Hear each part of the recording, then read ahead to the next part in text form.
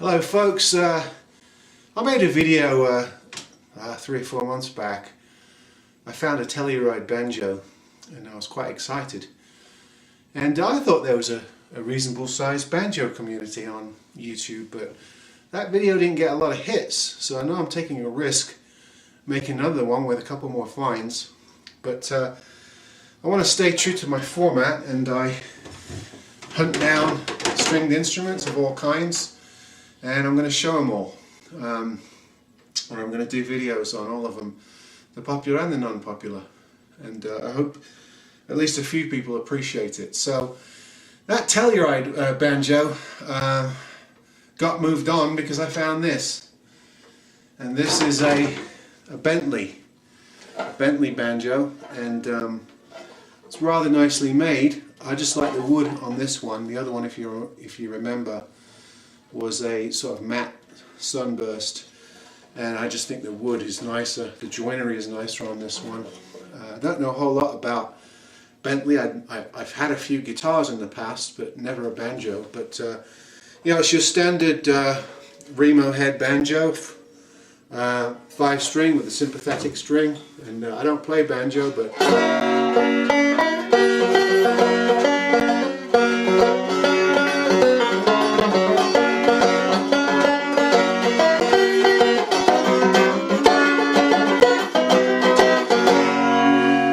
just so you know what it sounds like, and this is really loud. It's a lot louder than the other one I had, but it's a really nice mahogany wood, not sapele, but really nice mahogany.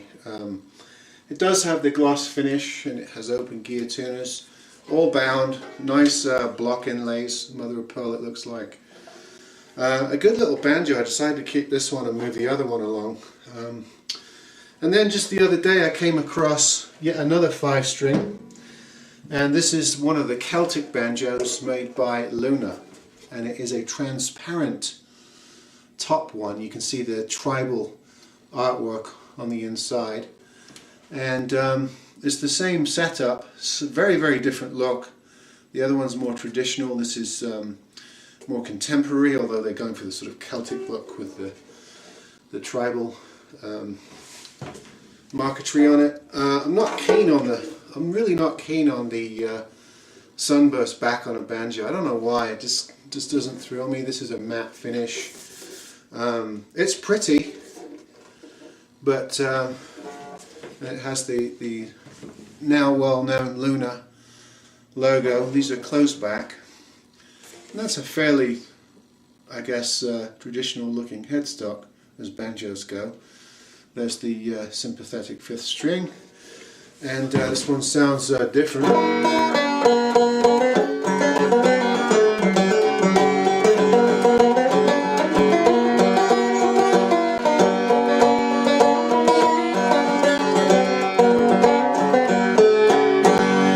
apologize to banjo players out there for mangling this instrument.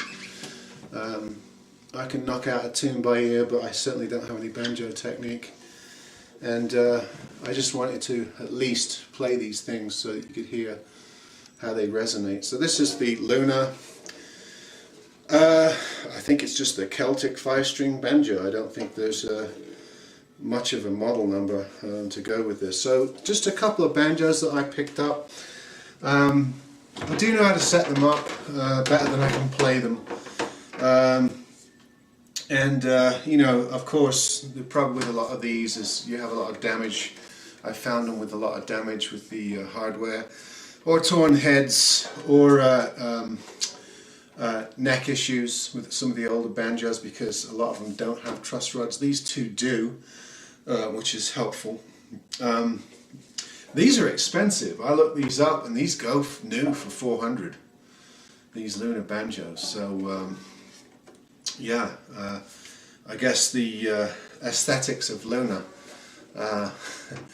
cost you a few bills. I think they're a decent company. I think they're made in the same factory as Dean and some other brands, and you know, I've read that they're run by women and designed by women, but a lot of guys like them. So I've certainly shown a couple of the guitars and ukuleles, I think, on this channel, or at least I've had a few over the years. And this is the first time I've come across one of these banjos. I don't think it's for me. I actually prefer the more traditional looking Bentley, but this certainly sounds really nice. I would say that it probably sounds the better of the two, but of course that might just be my horrible plucking. So there you go, a couple of banjos. There's the Luna transparent or clear head, and here's an old Bentley. I don't think they make these anymore. I found this used and set it up and decided that this would be my keeper for now, until I find one I like better. That's kind of how I work. I keep of these type of instruments, I don't keep more than one. I like to do a lot of recording, and I keep exotic instruments, one of each, for those recordings. I'm in a couple of different ensembles. Actually, I'm a one-man band, but I do work with a psych folk singer in Britain, and we use a lot of folky type instruments. So I like to keep a banjo around. I like to keep a couple of ukes around, hammered dulcimer, those types of things. So anyway, I won't bore you with any more, but just to show you, you can find a couple banjos out there if you look for them. Again, you're going to have to do some setup on them because they usually don't come in very playable condition. Hope this helps. See you next time.